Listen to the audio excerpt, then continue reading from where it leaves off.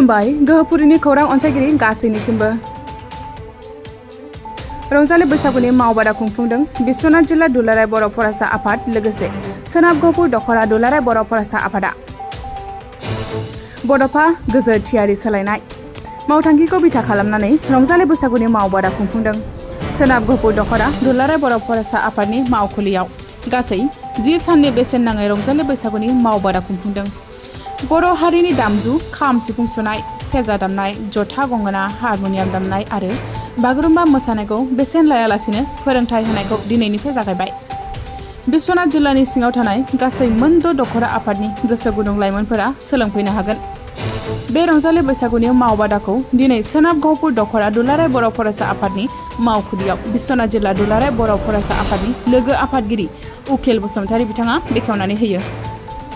हाबाफारियाव बाहागो लायो बिश्वनाथ जिल्ला दुलाराय बर' फरायसा आफादनि गाहाय नेहाथारि लेनिन ब्रह्म बिथाङा, हारिमु नेहाथारि प्रबिन बसुमतारी बिथां, सोनाब गहपुर दखरा एबसुनि आफादगिरि दोमैल' बसुमतारी बिथां, गाहाय नेहाथारि कुमार बसुमतारी बिथां आरो मोन 6 दखरा आफादफोरनि हारिमु नेहाथारि बिथांमोना। जों दिनै बिश्वनाथ जिल्ला दुलाराय बर' फरायसा आफाद आरो सोनाब गहपुर दखरा दुलाराय बर' फरायसा आफाद जथायै 1 एप्रिलनिफ्राय 10 एप्रिलसिम 10 साननि थाखाय बैसागु मावबादा लादों।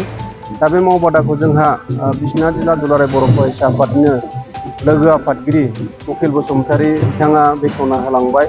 लोगोसे नैबे जोंनि मावबादायाव जोंनि बिश्वनाथ जिल्ला दुलाराय बर' फरायसा आफादनि बेन्दोङाव थानाय गासैबो दखराफोरनिफ्राय बाहागो लाफैदों।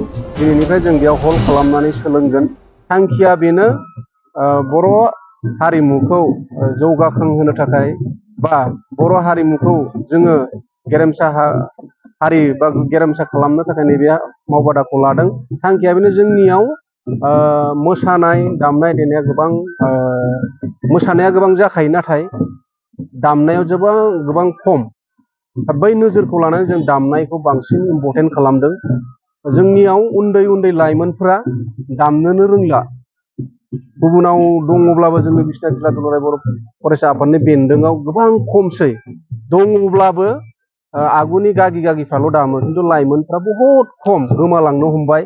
जोंनाव गोबां बहागि मेलाफोर खुङो, माखासे मेलफोर खुङो, नाथाय उन्दै उन्दै लाइमोनफोरखौ जों नुनोनो मोनला। मोनसे समाव गोमालांगोन बायदिबो मोनसे अनुभब जाफ्लाङो। बेनिखायनो बैफोर माखासे नोजोरफोरखौ होनानै जोंनि बिश्वनाथ जिल्ला दुलाराय बर' फरायसा आफादनि बेन्दोङावबो जाहाथे दामनाया एसे रोंनानै थाथों, बैफोरबायदि नोजोरखौ बोनानै जों नैबे दिनैनिफ्राय बे हाबाफारिखौ जों लानाय जादों। दा बेयाव मा दामजु बाहायो?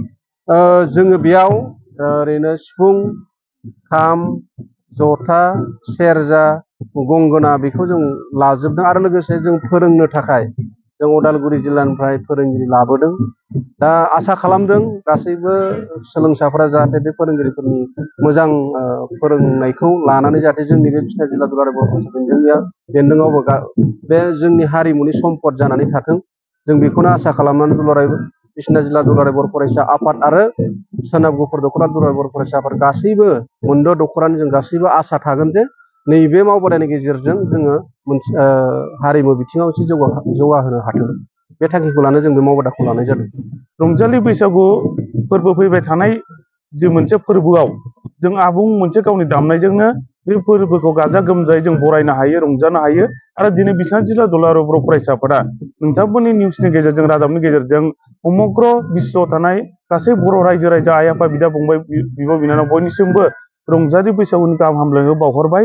आरो दिनै दा बे हाबाफारि उद्देश्य थांखिखौनो लानानै जे दिनै जोंनि साफ्रोमबो बर' लाइमोन बर'फ्रा जे बेखार थायालाबासिनो बे रादाबनि गेजेरजों आं खावलायगोन, जों बेयाव बिश्वनाथ जिल्ला दुलाराय बर' फरायसा आफादा बिश्वनाथ जिल्ला दुलाराय बर' फरायसा आफादनि सिङाव थानाय जे सोनाब गहपुर दखरा बर' फरायसा आफादनि मावख'आवनो बे दखरा आफादनि हेफाजाबावनो नैबेखौ फ्रि मावबादा मोनसे लानाय जादों।